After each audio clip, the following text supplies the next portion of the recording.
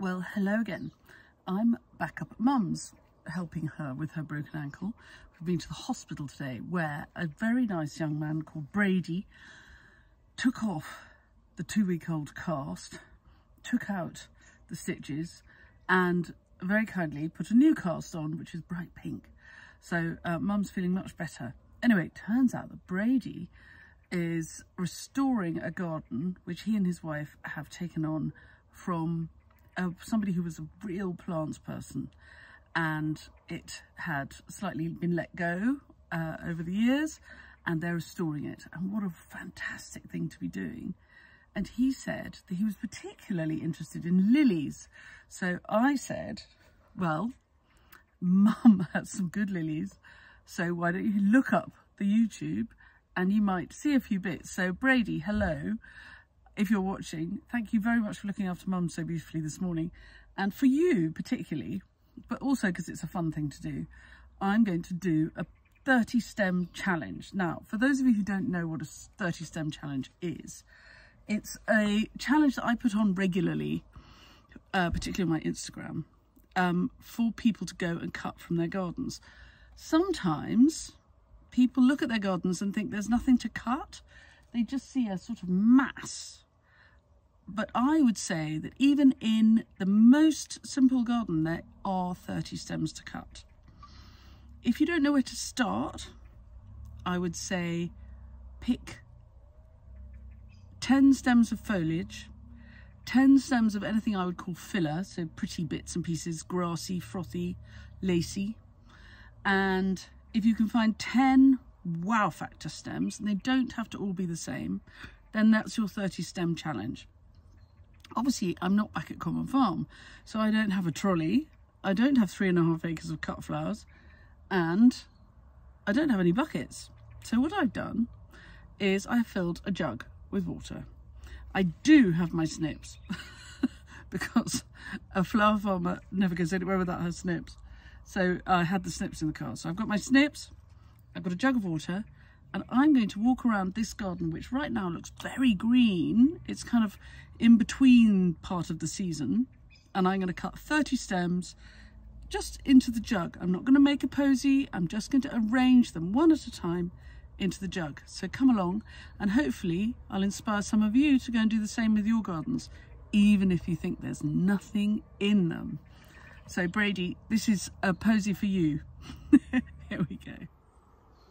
Now this rose is good old Bonica, and I have Bonica at home, and you might look at her at a rough glance and say she's a bit over, but I think if I look carefully, I will find definitely 3 stems of Bonica, and I may have to snip out a couple of over blooms, but for example, this stem here, I can pinch out anything that I think is going over, and the buds will come out. So we'll have a couple of those.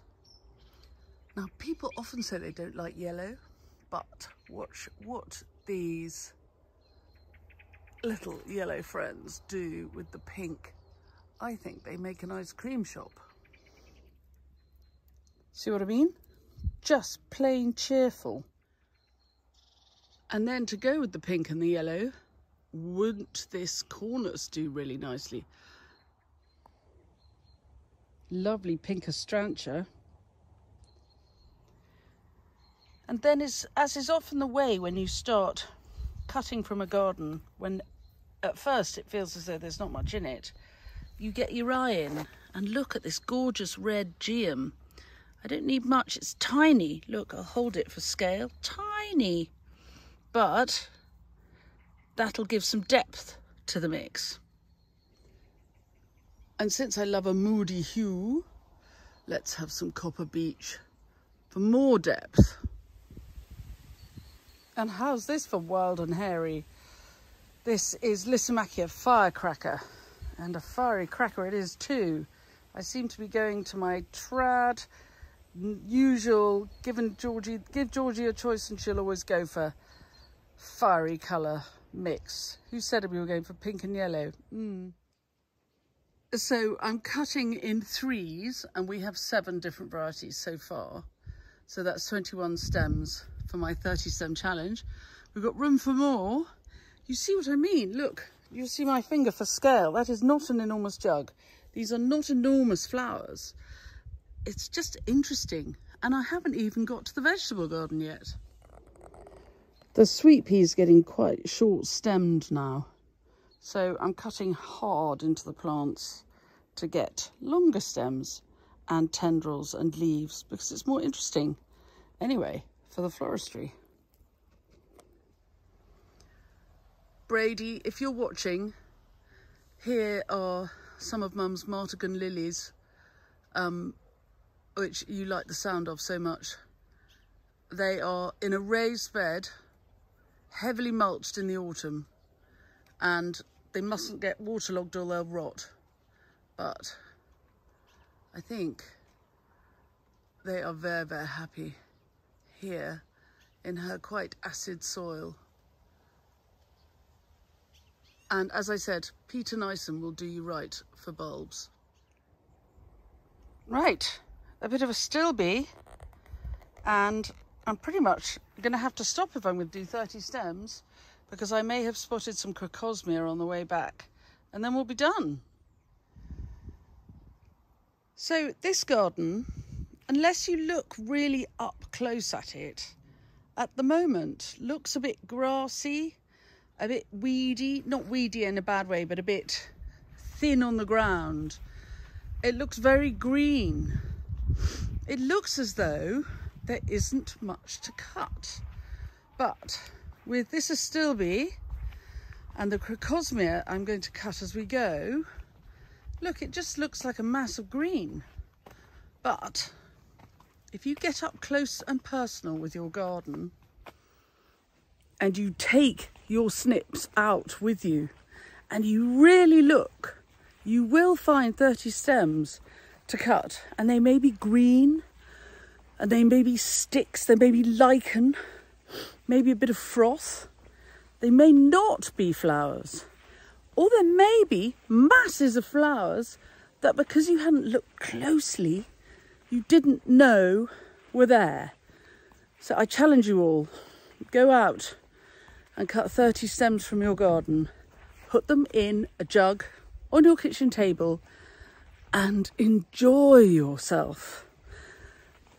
It is good for your mental health, it's good for your creativity, but it's also really good for your garden, because if you go out there and really look at it, you'll develop a much stronger relationship with it, and you'll know more what's there, what's good to cut, what's enjoying itself, what looks great, what is happy in your garden, what's not so happy. If you stand on your back doorstep and just kind of look out over it, you're not really looking at it. So take your snips, go out and have a really good time. I challenge you, 30 stems. Okay, now I'm going over 30, but honeysuckle smells delicious in small quantities.